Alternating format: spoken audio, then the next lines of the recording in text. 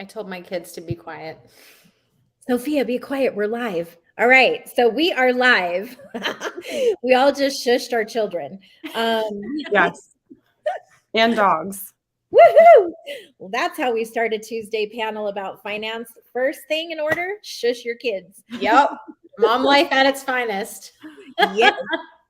I'm super excited to be here tonight. We are doing a live panel discussion about becoming an unstoppable woman in finance.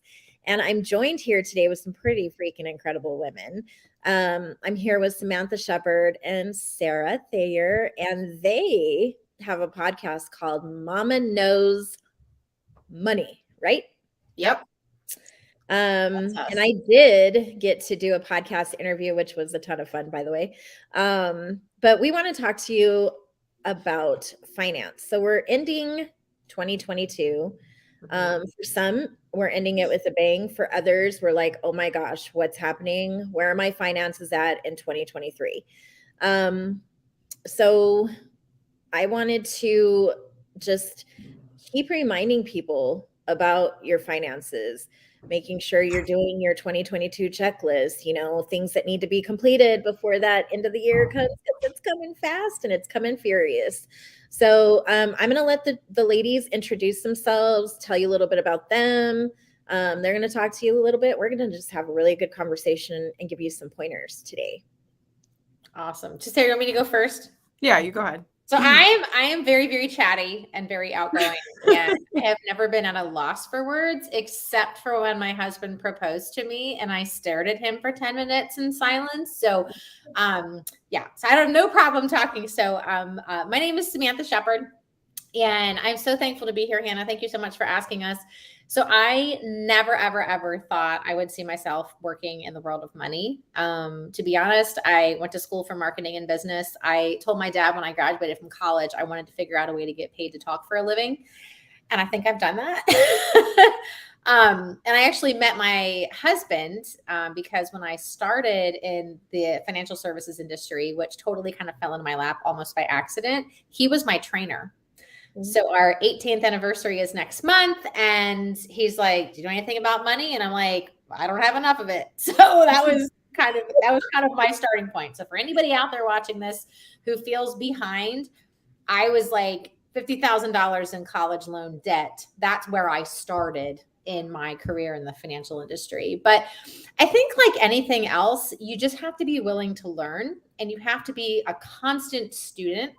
And then be willing to take what you've learned and pay it forward to help other people come from where you have been. So I'm kind of appreciative, as weird as it sounds, that I grew up knowing nothing about money. I know my dad worked really, really hard. He had made a great 6-figure income, but his income was here, but he spent here, which I think a lot of people find themselves in that situation. And through our business in the financial services industry, almost 20 years now, that's how Sarah and I actually reconnected. We went to high school together and lost touch for a long time. And 15 years. I know it seems impossible it was that long, but yeah. I mean, I'm still 25, so it's totally right. That's exactly where I was going. Yeah. But that's how we reconnected, and that's kind of how Mama Knows Money was born, out of our passion just for wanting to teach people about money. It does not have to be boring. It does not have to be stiff, and you can actually enjoy it. And yes, you can get out of debt, and yes, you can understand what the world of investments is. And that's where a couple years ago, this idea for Mama Knows Money kind of birthed from, as an educational platform for us to just talk to women and moms, because Sarah will attest to this, and you can too, Hannah. Like the moms do all the things. Like we pay the bills, and we take care of the expenses, and we take care of the groceries, and we take care of, saving for college and all of that. We're the ones who have to kind of understand money. And if we don't understand it, how are we ever going to teach it to our kids? So I'm going to stop talking just for a hot second. Because I told you guys I could just talk. I was listening contently. You two are two peas in a pod. Too cute. I saw your picture. I think it was yesterday when you introduced yourselves in the author community. I was like, well, aren't you too cute? Holding that book. I'm like, wow, that is, yeah. But anyways, Sarah. Yes. So I do chat. Not as much as Samantha. Although my voice would suggest otherwise because I'm losing it again for some reason. So I have a slightly different story. I grew up in a self-employed household. So for me, I knew what the red was, I knew what the black was. And I learned to pay everything with cash. You know, we don't have debt, but I never learned the saving and investing piece. So fast forward, I grow up, I go to school for psychology. I have a psychology degree. I'm like, nope, not doing this. It's not going to work for me. And I quickly switched into banking. So I spent over 10 years in banking as a branch manager, and people go to the bank for help, and I'm not bank bashing because they are important. But they're not the best place to keep your money sometimes, especially if you want more of it. And I just felt like I really wasn't helping people. You go to the bank and they're like, hey, do you need another credit card? Hey, when was the last time you refinanced your house? You know, they have goals. At the end of the day, they're a business. They have sales goals. They're trying to keep your business. They want to help you while helping themselves. And I just remember teaching someone to make loan calls. Hey, you know, you have a home equity line of credit. You've had it for a couple of years now. You probably have some more equity available in your home. Would you have a few minutes to come in and talk about, see if we can help you extend that line of credit? And to those people, like, that's almost a godsend, like, yes. And on the back end, I'm like, we're not doing anything to help this person. And I just got tired of it. After 10 years, I was really good at what I did. I just got tired of it. I had my daughter. She kind of inspired me to take a different path. And I can't even make this up. I'm sitting at my desk. Someone comes in, they're talking about the company. And I had just Googled the company, the finance company I wanted to work with. And this guy sits at my desk, hands me his card. I'm like, okay, I'll catch up with you when I can catch up with you. And 2-3 weeks afterwards, I go to a Starbucks on a random Sunday to meet this guy. And there sits Samantha, who I have not seen. Alignment. Yeah. Doctor, I was at Starbucks. I know. I know. Crazy. I know. I'm here in 15 years. There's this girl. And I'm like, oh no, it's a bank customer. Sorry to the bank customers. They do love you, but on my days off. And we're going through like, how do you know each other? So we got it was like preschool. And I'm like, nope, not that. College wasn't college. And we ended up finding out it was high school. And we've been together ever since, like, just teaching women how money works. So we, like Samantha said, that's how Mama Knows Money kind of came about. And we love She Rises Studios because it's collaboration. Collaboration over competition. Yep. And that was the one thing a couple years ago when we were talking about this that we were like, yes, why are we trying to run at this high pace speed by ourselves? It almost felt like we were running, you know, and standing still, and boom, here's mamas. And we try to give mamas all the things to make their lives a little bit easier. Because like Samantha said, it is crazy some days. I was ordering groceries while I was waiting for this to start. Multitasking. Yes. That's what we do best sometimes. My husband would disagree. He actually handed me a book one time. We were traveling somewhere and he's like, hey, this book I think would be really good for you. And it was called The One Thing. And I'm like, I'm not really sure. He's like, no, just read one chapter. And the one chapter was about multitasking and how it's a big lie and how it's a horrible thing. And I'm like, okay. And I read the chapter and then I said, I see this. And I don't accept it. I was like, I think one of the things that makes women so incredibly powerful and unique is our ability to be able to have our hands in different things and really put our heart and soul into all of them at the same time. I know a lot of times men aren't really designed that way, but I think God did that on purpose. Right. But I think when it comes to, you know, collaboration over competition, I think too many moms, they have that backwards and they think, well, I have to compete to be the perfect mom, or I have to have all these boxes checked. And then you look at the money aspect of it. Well, if she knows that, I'm supposed to know that. We're not supposed to know what we don't know until we know it. And that's why collaboration is the best way to go about it for everything. Like I learned the best recipes from other moms. I learned great business strategies from other moms. I learned like that's what we're good at. Mm-hmm. So it's one of the things that makes women so incredibly unique. And I gave him that book back and said, I'm never reading it again. So we can't all be winners. No, but we can, we have an author who wrote a chapter in another book called Win or Learn. So we can either learn or win. That's how I see it. So we have some questions coming in. And before I answer this one particular question that's standing out to me, we wrote this book called Becoming an Unstoppable Woman in Finance collaboratively.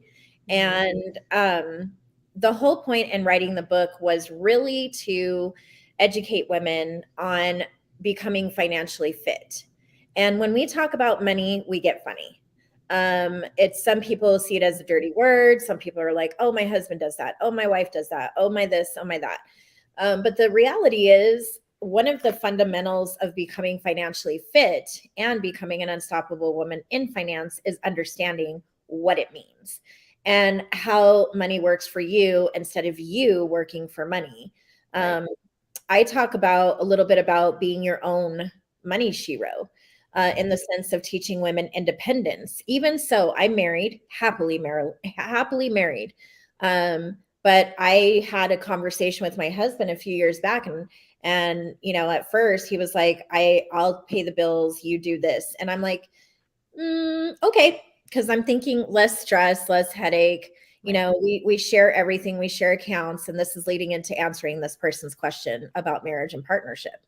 So at first I was like, yeah, sure. And then all of a sudden I read this article about this woman who let her husband do everything. And then 2 years later, they're filing for a divorce and she didn't get squat.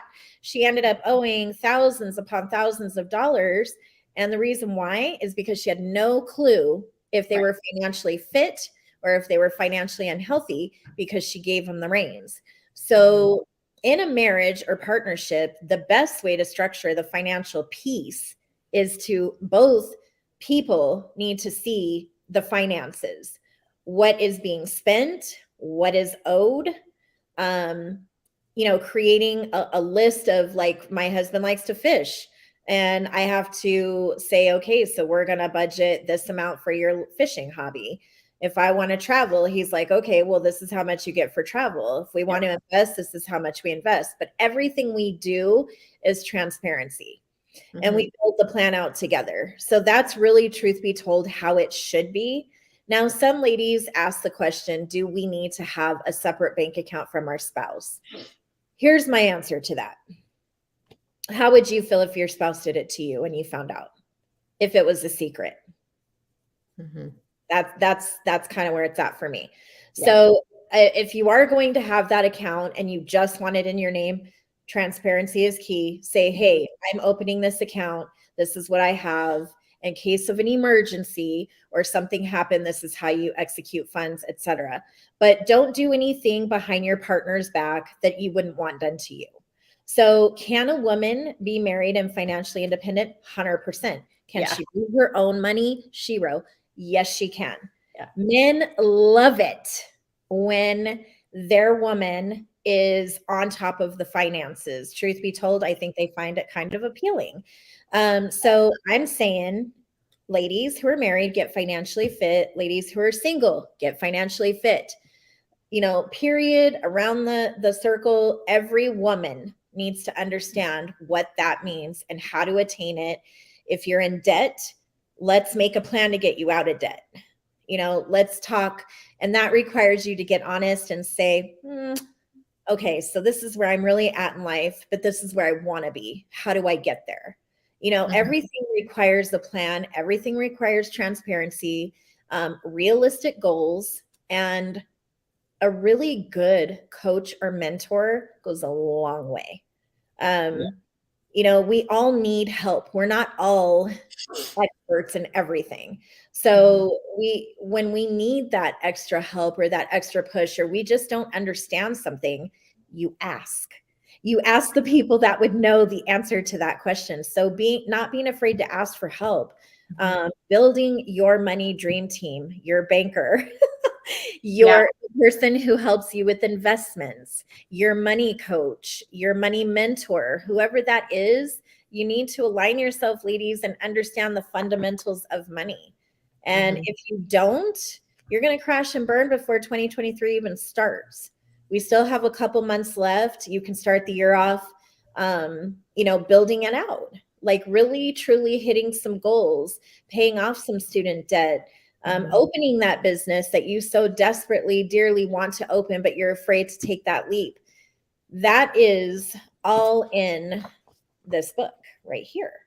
And that's why we wrote it. So I just recently was very honored to be a part of CNBC's Your Money. And I was there during treatment. And I was dang sure going to make sure that I got to ask a question. And my question was, what does every woman need to do to be financially fit? And I got the same answer from Sharon Epperson and from the other two ladies. And it was, first, you have to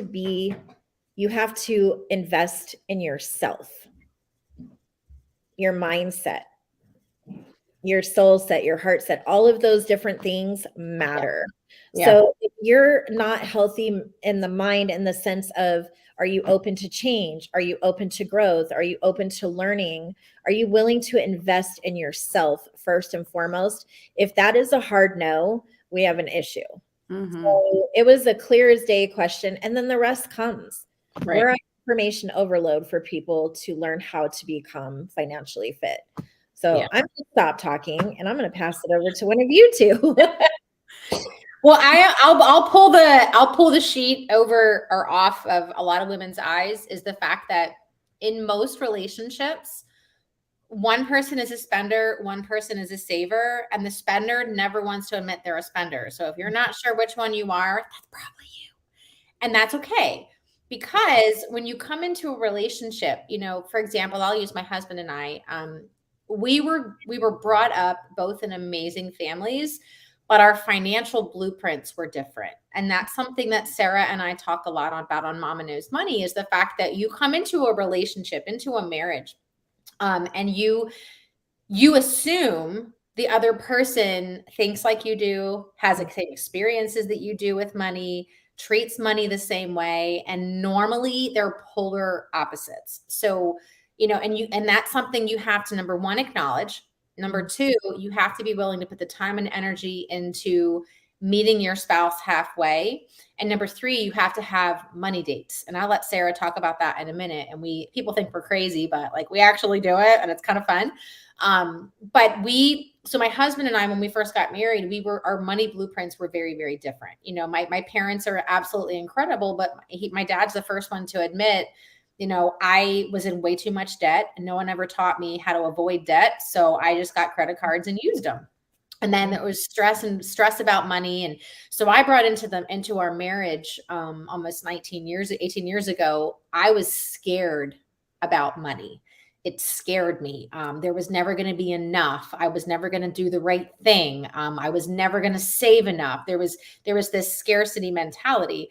And then you have my husband, whose father saved since, I swear, the day he was born. If he didn't have cash for something, he didn't buy it. And he was always a, investment and growth mentality. So you can imagine how we butted heads and we argued a lot about money. And that's when we realized our blueprints are different. So ladies, if you're watching this and you're like, oh my word, we always fight about money, I would challenge you to really have that deep conversation and say, at the core, is it because our financial blueprints are different? And if it is, that is something that you have to really personally work through. And Hannah, what you just said about investing in yourself, I had to really work on myself, and it didn't happen overnight. It didn't happen in 1 year. It probably happened in 4 years until I felt confident and didn't have to feel scared anymore.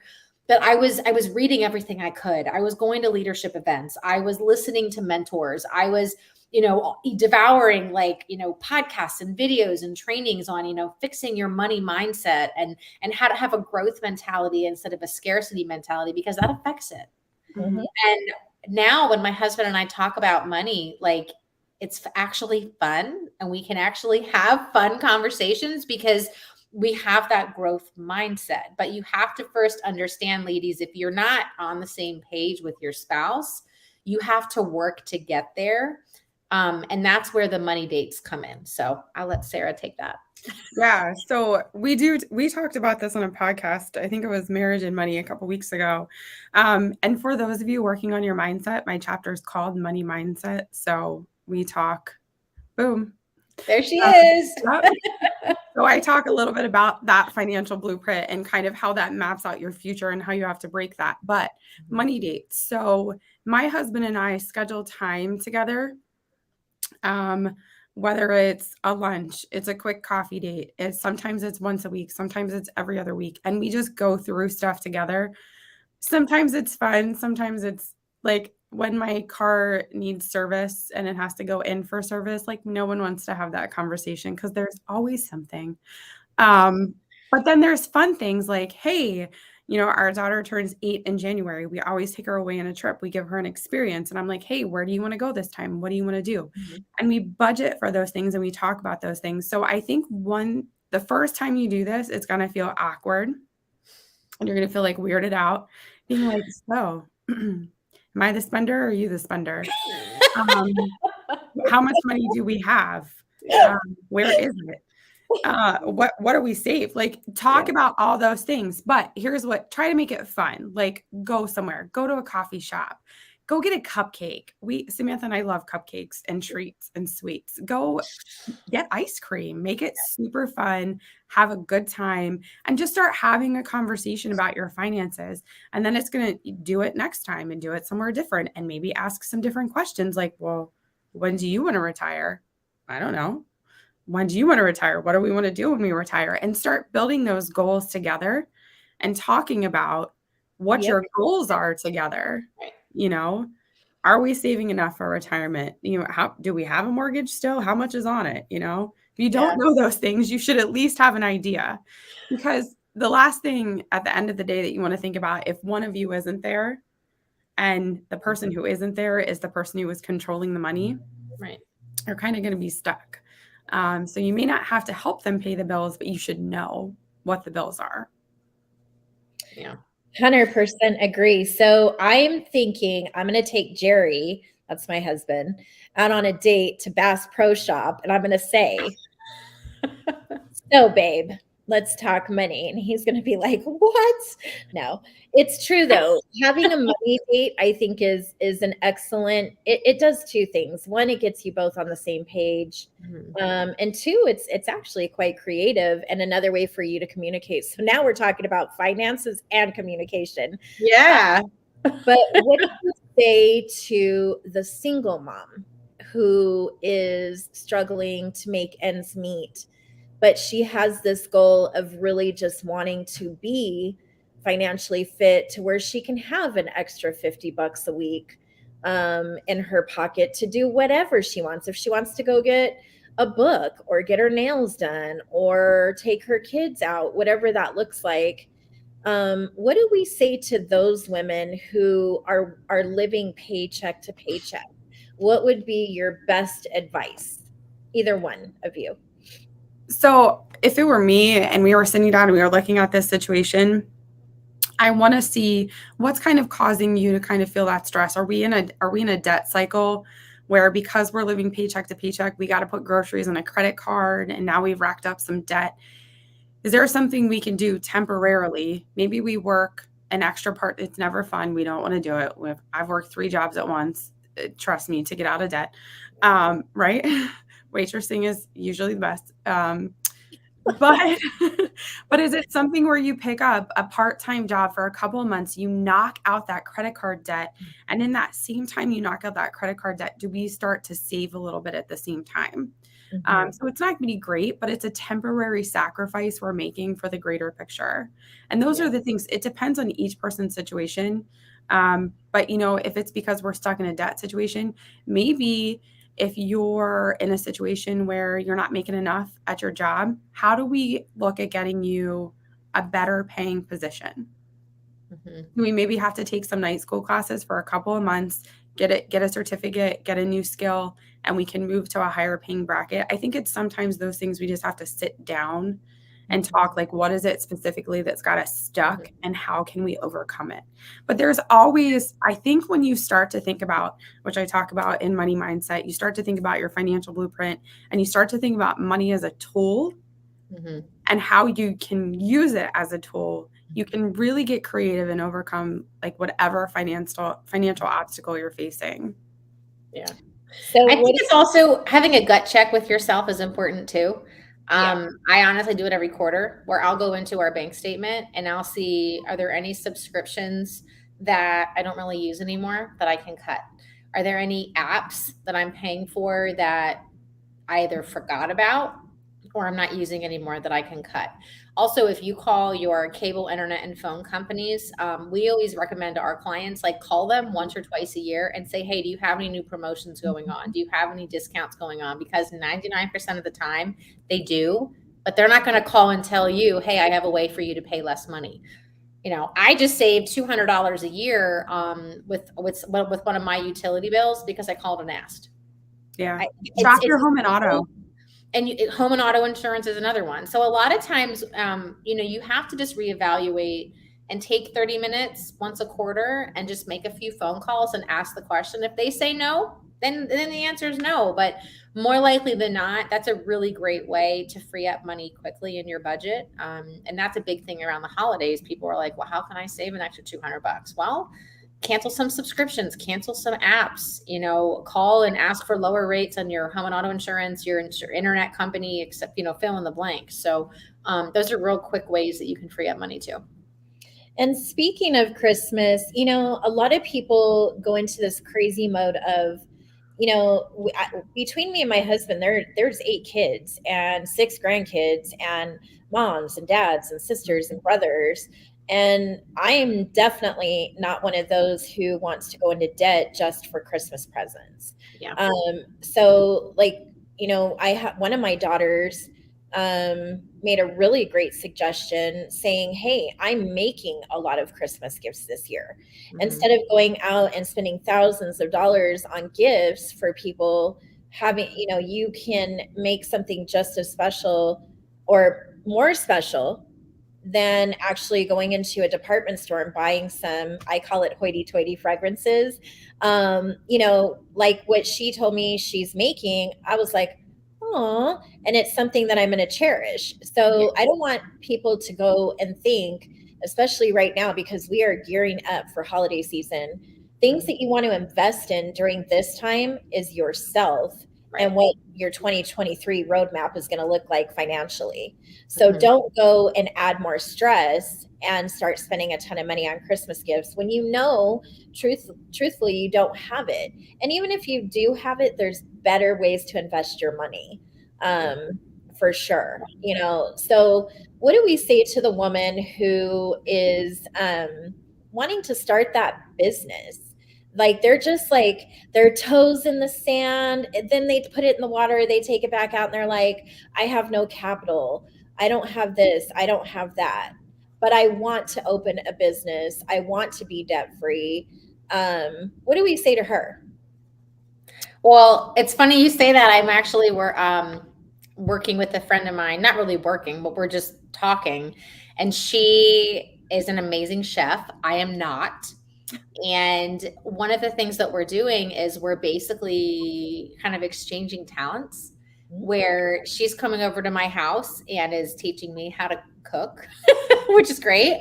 And then I'm able to I post and share what she does. And because marketing is kind of my jam, I'm able to help her figure out ways to, take pictures and videos and market what she does. I think that the biggest thing with a lot of women is fear.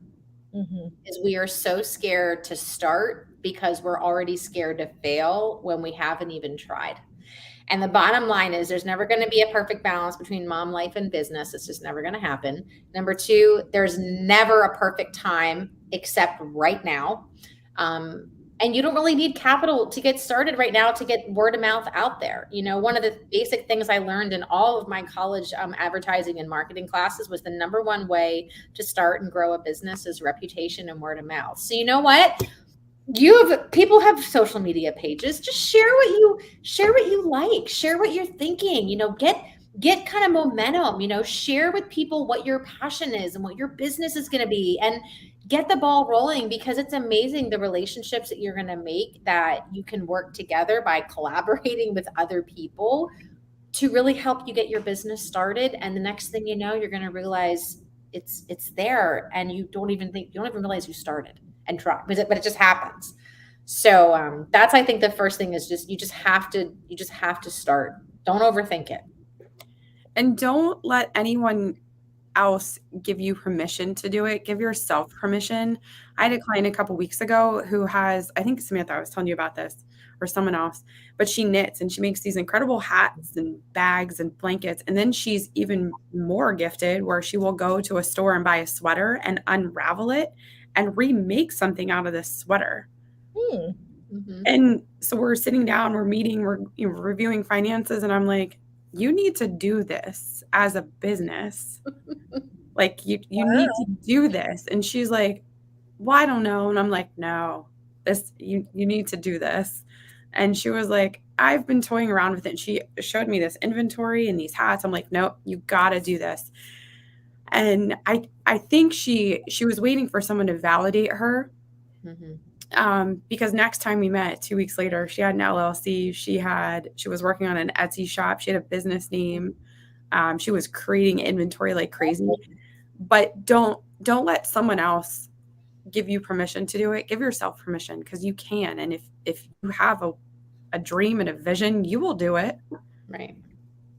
I would say, just to add a little tidbit onto that, if when you're talking about a woman opening a business, never let money be your first motivator. It has to be your passion. If Right. you're only money motivated, you will not succeed.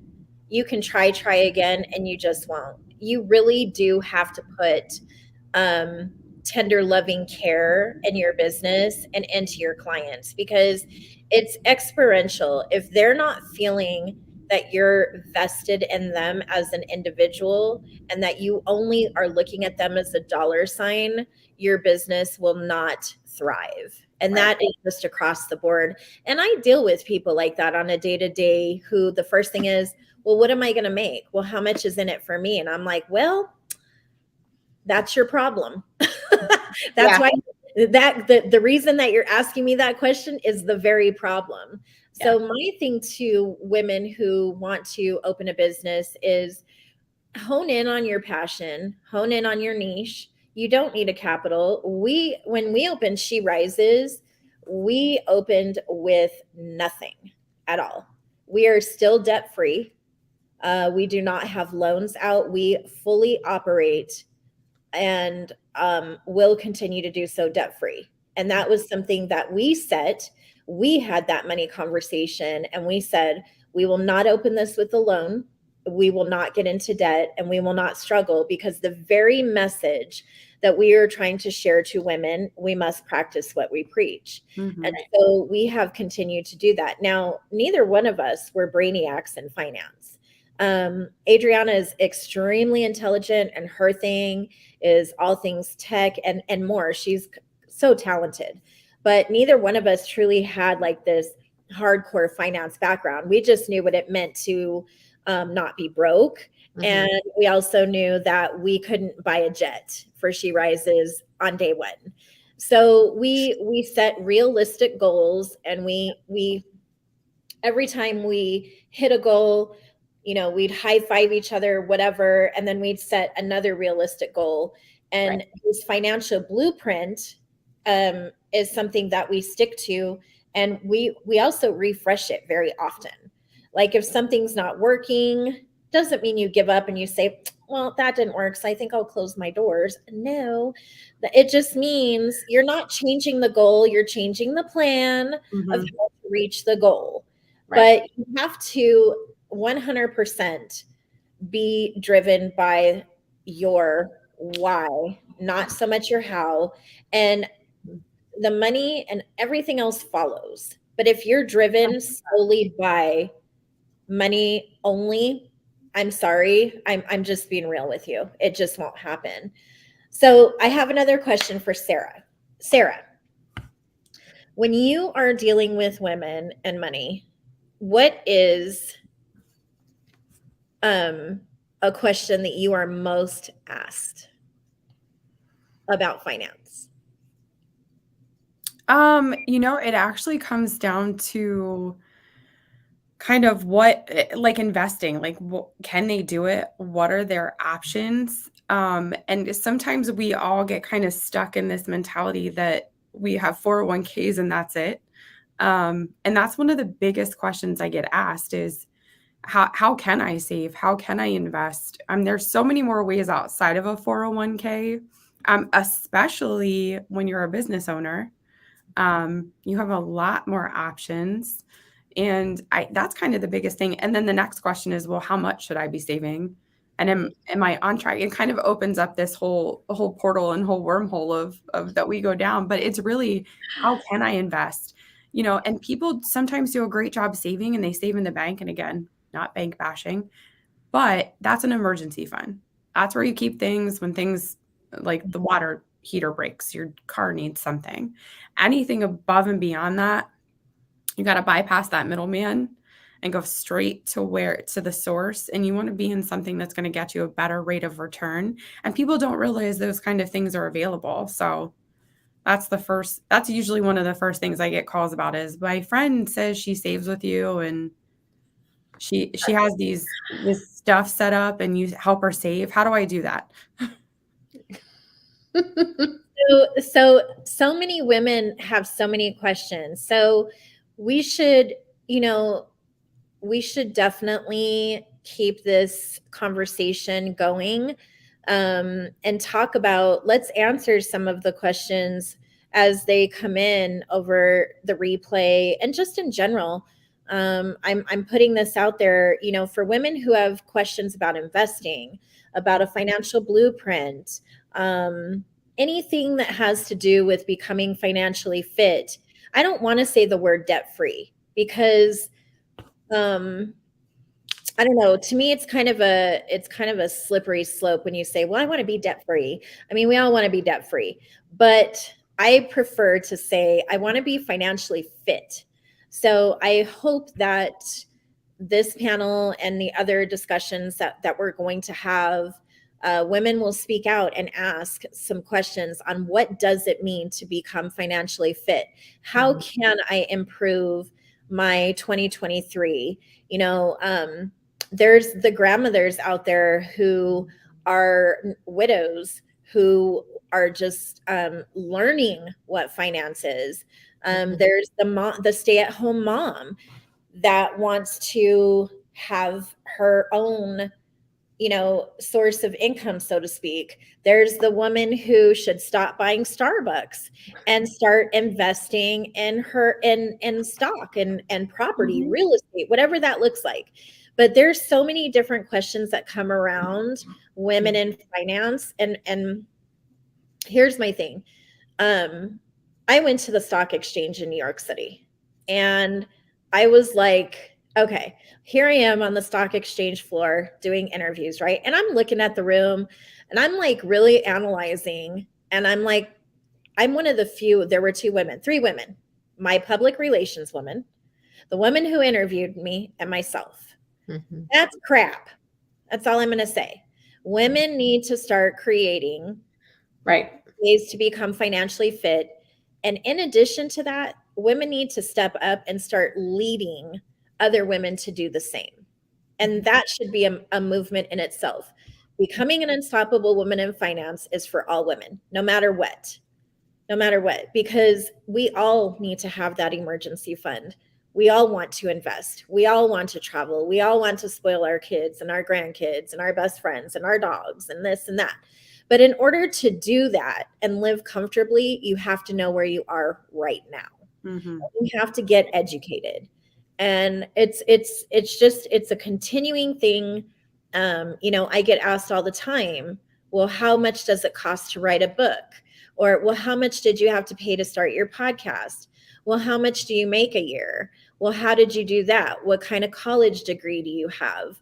All kinds of stuff, so it tells me that women are really, truly interested in learning, but the word you said was fear. They're afraid to ask the questions because they might think the question is the wrong question or it's a stupid question. And I'm seeing the no question when it comes to financially fit is stupid. There is no wrong question. The only thing wrong is you not asking the question. So you have, how many girls are in this book? Oh, 29. So you have 29 experts in this book, plus one, Samantha, because Samantha's not in this one, but she's going to be in another book. So you have 30 experts that you could go to at any given time and ask questions on all things women in finance. And you're going to get 30 different answers straight across the board. But that's the part of growth. That's the part of becoming financially fit, is learning and growing. So I'm saying, get the tools, ask the questions, reach out to somebody here, reach out to someone in the book, reach out to someone that that is truly financially fit, and learn. Get that money coach, get that strategist, get that mentor, whatever you call them. Get your Yoda, get your money Yoda, and get your money in line. And then when you learn it and you do it, then you pay it forward and you teach the next woman and you elevate the next woman, and so on and so on and so on. Yeah. That's all I got for today. I'm going to pass it back to you too. Well, I think of it this way, Hannah, because people always tell me, well, they say it verbally and then they also say it with their face. Our faces talk often a lot more than our mouths do. And I equate it to saying, listen, Sarah said it's a tool. Money is a tool, right? So if you are too embarrassed well, it comes down to that. People are embarrassed and think, well, I'm just supposed to know this stuff. Like, I make money every day. I'm supposed to use it. Let me ask you a question. Who drives a car every day? Almost every person drives a car. What do I know about my car? I know how to turn it on, put gas in it, and call the guy that can fix it when it doesn't turn on. That's it. I have a guy. I have a car guy. Okay. I'm not embarrassed to call him and be like, hey, my car's not turning on. I don't know what's going on, but I use the tool every day. I use my car every single day. Am I embarrassed that I don't know how to rip apart the engine and put it back together? No, I have a guy for that. Well, money is a tool. It's the exact same thing. We got to stop being embarrassed to ask questions about something that we were never taught how to use in the first place, but we use it every day. We either earn it or we spend it in some fashion every day. So it's same as a car. You use it every day. Have a person who's your Yoda. Have your money Yoda that you go to. That book is chocked full of 29 Yodas, okay? You got to ask the question. That's it. Stop being embarrassed. Sometimes we got to just get over ourselves and realize we don't know everything. So let's go find someone who knows more about something, and then we can all just move on and be happier and more successful and less stressed, because as moms, we got enough on our plate. So get a money Yoda. That's tonight's lesson. Yeah. Get your money on, get your money on, get your money Yoda. Invest in yourself. Have that transparent conversation with you and whoever. If you're married, have it with your partner. If you're single, have it with yourself in the mirror, because that's where it starts. You have to be honest with where you are in finance today. And if you want to become an expert in finance, well, that's possible. Anyone can, but it's getting that knowledge. Knowledge is key. And getting the proper tools, building your money dream team. That's a real thing. That is why there's people who manage portfolios. That's why there's people that help you and direct you to investments. That's why there's real estate people, and so on and so on and so on. So it's almost too simple that we complicate it ourselves. So stop being afraid to ask the questions. Don't be embarrassed, and get your book, Becoming an Unstoppable Woman in Finance. Start building your dream team. And let's kick 2023's ass with finance finances. And let's talk about this again in 2023 and do some temperature checks and see who actually was like, yeah, let's feature some success stories and share and continue to elevate women, because the more we give, the more we teach, the more you just see this shift. I want to see more women millionaires. I want to see more women entrepreneurs. I want to see more women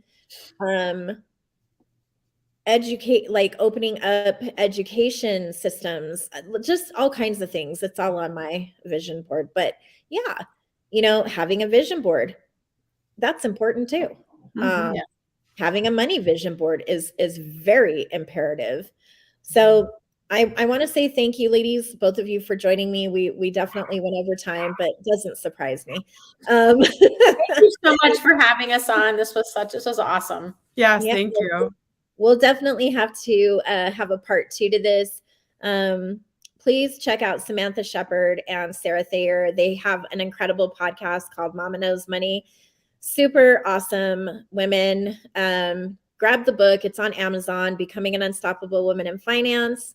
And let's get fit together. Let's do this. Yes. Have an amazing 2023. Woohoo. Thank you, ladies. All right. Thanks, Hannah. Yeah. Bye, everyone.